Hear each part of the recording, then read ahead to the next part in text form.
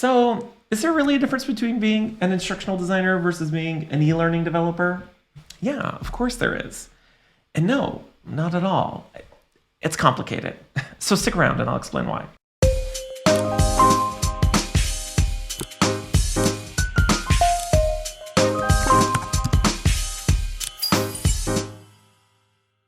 Hey there folks, Slade here from the eLearning Designers Academy. I've talked about this before, but when it comes to defining what instructional design is, what instructional designers do, and what skills you need to be an instructional designer, everyone has a different opinion. And, the truth is, that's okay, because what you have to remember is that a lot of this stems from the fact that every instructional design job is different, and each person's opinion usually is informed by their own experiences working in the industry of instructional design. And that includes me.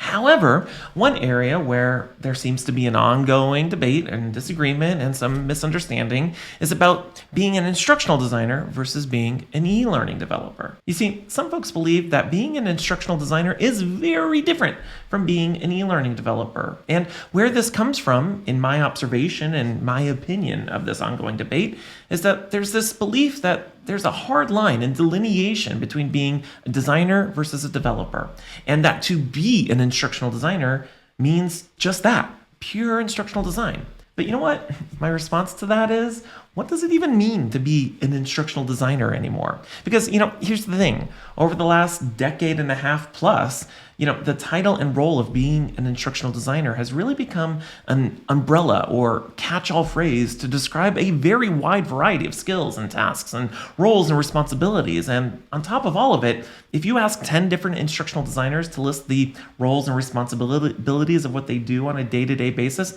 they're all going to say some very different things. And I think part of what exasperates this debate is that there's often a disparity between what we believe things ought to be versus what they actually are in the real world.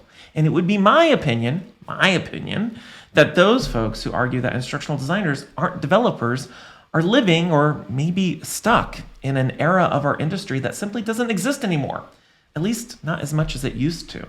And, what I mean by that is that you'd be hard-pressed to find any instructional design job nowadays out there that doesn't include the mention of development, e-learning or otherwise. And the reason that this is because the tools that we now use for development have become easier and easier to use and accessible to a larger population of learning professionals.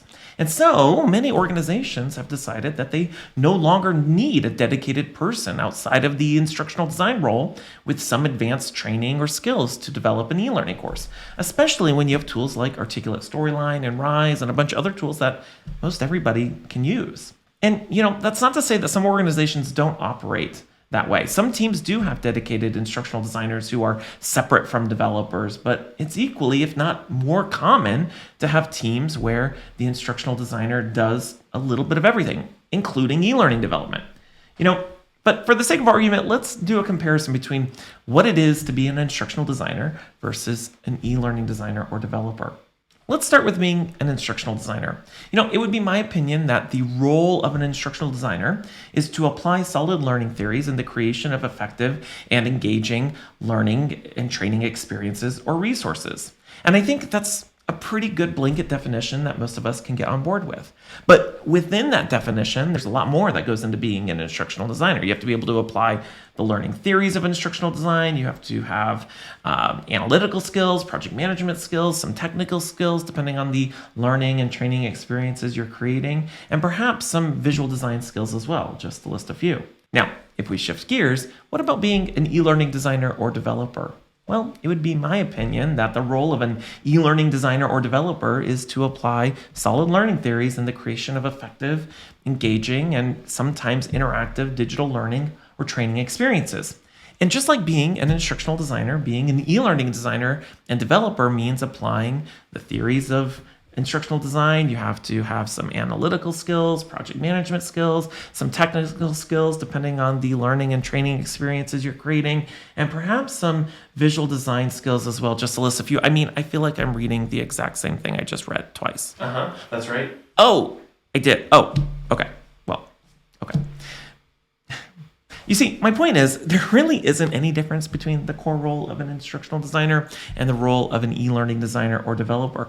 Both are focused on designing instructionally sound and engaging learning experiences. The difference is that an e-learning designer and developer is just an instructional designer who just so happens to specialize in e-learning. And sometimes, just to throw a wrench into things, you can have the title of instructional designer, but because of the nature of the organization you work for and the types of learning and training content you're designing and developing, you can be an instructional designer who just focuses exclusively on e-learning development all day long. And of course, you can have the role of being an instructional designer, but have the title of training coordinator, learning analyst, curriculum designer, and everything in between. So here's what I want to leave you with. When it comes to our industry, titles are mostly meaningless because they aren't standardized, and they're mostly relative to the person or individual defining them. And ultimately, it's not about whether you view being an instructional designer as a job in and of itself, but rather how you view the act,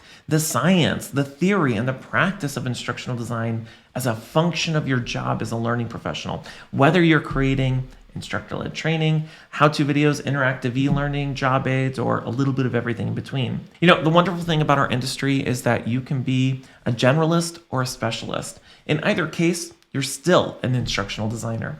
Think of it like this. All e-learning design is instructional design, but not all instructional design is e-learning design. Have fun noodling on that one for a hot minute. All right, I want to know what you think. Do you think there's a massive difference between being an instructional designer versus an e-learning designer or developer? If so, what are those differences? And do you view instructional design as a role in and of itself, or maybe a function of your role? Share your thoughts by commenting below. As always, I want to thank you so much for watching. If you want to learn more about instructional design and e-learning development, check out the links down in the description.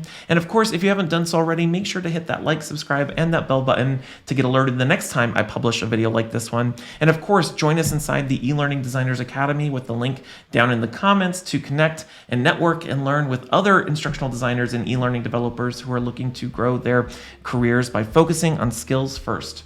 Otherwise, my name is Slade, and until next time, I'll see you around.